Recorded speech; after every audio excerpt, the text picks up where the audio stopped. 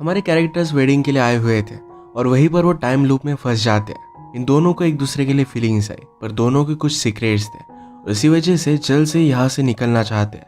क्या इन सब प्रॉब्लम्स के बावजूद ये अपनी ज़िंदगी कंटिन्यू कर पाएंगे, या हम आज की हमारी मूवी पाल्म स्प्रिंग्स ये 2020 की एक साई-फाई फैंटेसी हॉलीवुड मूवी में देखेंगे। अगर आपको वीडियो अच्छा लगता है तो प्लीज़ इसे लाइक और कमेंट ज़रूर कर दीजिएगा। अब बिना किसी देरी के एक्सप्लेनेशन स्टार्ट करते हैं। मूवी स्टार्ट होती है और हम एक छोटा सा अर्थक्वेक आता देख सकते हैं।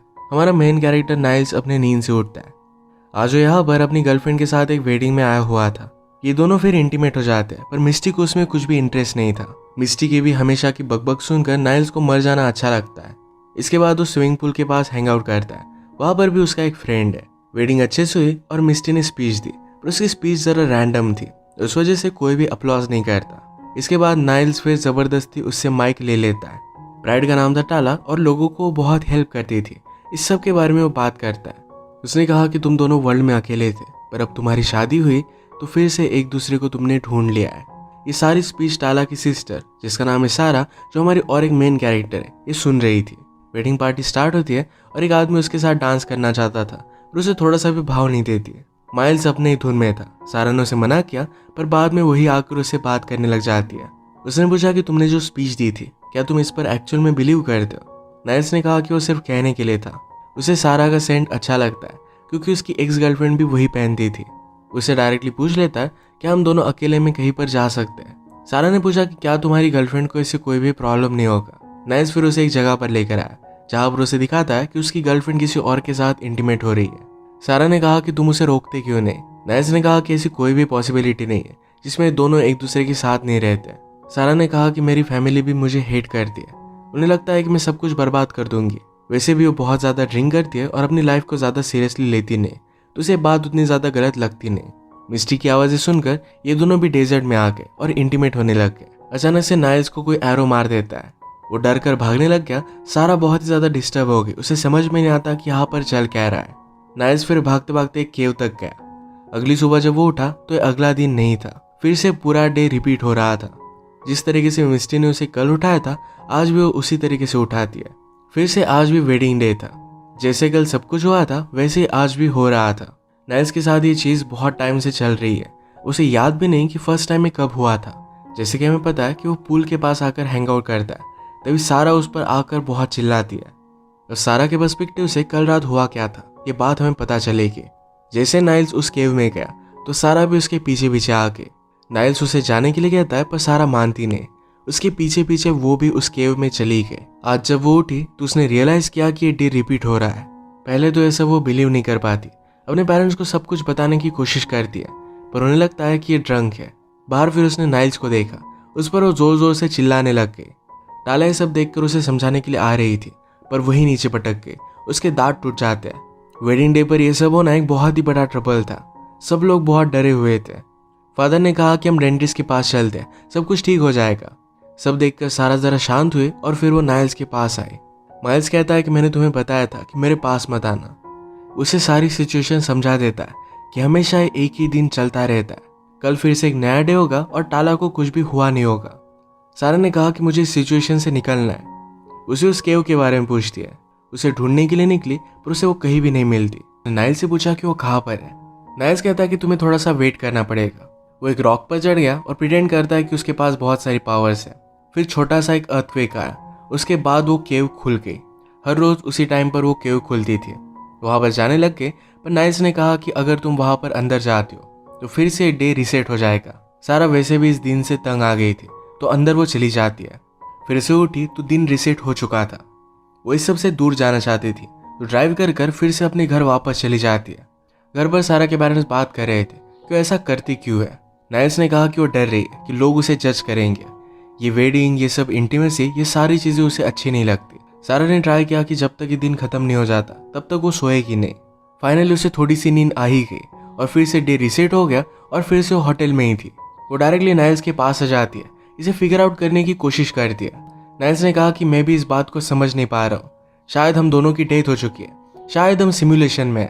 अगर हम इन सब बातों में सोचने लग गए तो हमारे दिमाग खराब हो जाता है। हमें सिर्फ एक्सेप्ट करना पड़ेगा कि अब कोई भी चीज़ मैटर नहीं करती। जो हमारी सिचुएशन है इसे हमें खुश रहना पड़ेगा। सारा ने पूछा कि अगर हमने सुसाइड कर ली तो फिर क्या होगा। नाइल्स कहता है कि मैं इस फेज से गुजर चुका हूँ, मैंने बहुत बार ट्राई किया है पर फिर से डे रिसेट हो जाता है। सारा खुद ट्राई करना चाहती थी तो एक ट्रक से अपना एक्सीडेंट वो करवा देती है। अगले दिन ये दोनों एक बार में जाकर इस पर बात करते हैं। सारा ने कहा कि कल मैं ड्राइव कर फिर से अपने घर वापस चली गई थी और जब नेक्स्ट डे आया तो मैं फिर से यहीं पर वापस आ गई।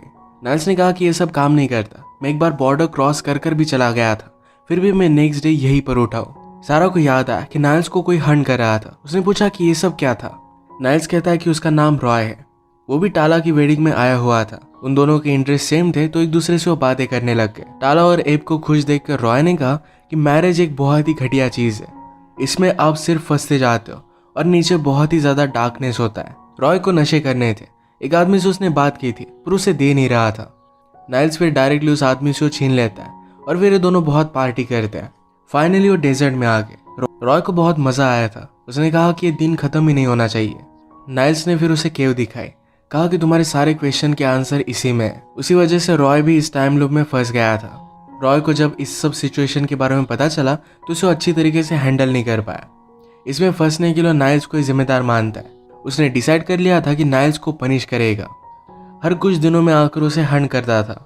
सारा ने कहा कि यह सब बहुत गलत है, तुम्हें उससे बात करनी चाहिए, तुम हमेशा उससे भाग नहीं सकते।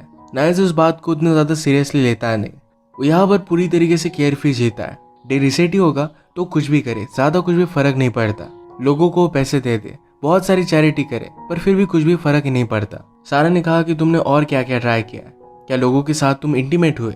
नाइल्स ने कहा कि किसी को मनाने के लिए बहुत ज्यादा एफर्ट्स लगते हैं, अब इतने दिन वो यहाँ पर फंसा हुआ है तो ज्यादा एफर्ट्स करना उसे अच्छा नहीं लगता। सारा ने पूछा कि क्या हम दोनों इंटीमेट हुए। नाइल्स ने कहा कि ऐसा कुछ भी नहीं हुआ। वो कहता है कि चलो फिर से वापस चलते हैं, रात में वेडिंग पार्टी होगी, वहां पर एंजॉय करेंगे, उस जगह पर बहुत प्यार का माहौल है। सारा ने कहा कि वैसा कुछ भी नहीं है, लोग सिर्फ अकेले रहने से डरते हैं और उसी वजह से शादी करते हैं। उसके माइंड में एक थ्योरी आती है कि शायद अपनी लाइफ में उसने कुछ गलत किया है और उसी वजह से वो इस टाइम लूप में फंस चुकी है। अगर वो अपनी लाइफ में कुछ सही करती है तो इससे वो निकल सकती है। ये रियलाइज करने के बाद वो वेडिंग में वापस आए। टाला की जब शादी हुई तो उसे वो कुछ बता देती है। ये सुनकर टाला ने अपनी शादी तोड़ दी। नाइल्स ने उसे इसके बारे में पूछा पर उसे कुछ भी बताती नहीं। वो बहुत खुश थी कि कल वो यहाँ पर नहीं रहेगी, पर अगले दिन फिर से उसी दिन में उठ जाती है। उसने नाइल्स से आकर कहा कि लाइफ मीनिंगलेस है, चलो कहीं पर चलते हैं। सारा को इस तरीके से रूम में आता देख मिस्टी ने नाइल्स से पूछा कि क्या तुम मुझ पर चीट कर रहे हो। नाइल्स कहता है कि तुम मुझ पर चीट कर रही हो। उसका वो बहुत मजाक उड़ाता है। वो सारा को एक घर में लेकर गया जहाँ पर नेबर्स नहीं थे।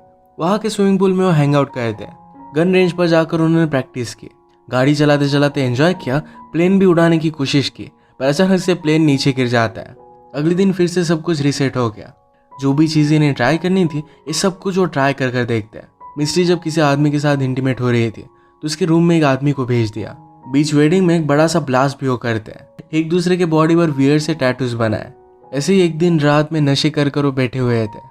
सारा ने कहा कि मैं एक बार लॉन्ग टर्म रिलेशनशिप में थी, अपने पार्टनर के साथ एक नई सिटी में भी वो चली गई थी। उसे हमेशा से पता था कि ये वर्कआउट नहीं करेगा और उसका ब्रेकअप हो गया। वो कहती कि रिलेशनशिप में कोई भी डिसीजन लेने से पहले आदमी की अच्छी बुरी सारी चीजें हमें पता होनी चाहिए। उसने नाइल्स से पूछा कि तुम यहाँ पर फंसे, इससे पहले करते क्या थे। नाइल्स कहता है कि यहाँ फंसे हुए मुझे इतना टाइम हो गया जब उसे कुछ भी याद भी नहीं है। उसे लगता है कि लाइफ में उसका सब कुछ पीछे छूट गया है। ये दोनों टेंट में सोए तो सारा ने कहा कि हम दोनों को इंटीमेट हो जाना चाहिए। नाइल्स भी इसके लिए मान जाता है। अगले दिन सारा जब रूम में उठी तब हमें पता चलता है कि सारा अपने रूम में नहीं है तो एब के रूम में। एब जिसके साथ सारा की सिस्टर टाला शादी कर रही है, हर रोज वो उसी रूम में उठती है। अपनी सिस्टर को उसने धोखा दिया, इस बात का उसे बहुत बुरा लगता है।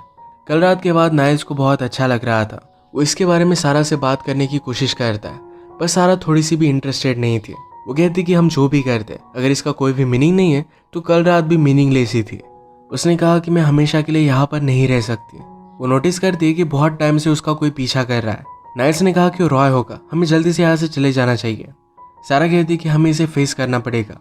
वो कार से उतरी और कहा कि नाइल्स ने मुझे किडनैप कर लिया, प्लीज मुझे बचा लो। वो कार में जाकर बैठ जाती है और बाहर रॉय निकला। वो फिर से नाइल्स को मारने वाला था, तभी सारा कार से उसे ठोक देती है। रास्ते से एक एक्चुअल पुलिस ऑफिसर निकला और इन दोनों को अरेस्ट कर लेता है।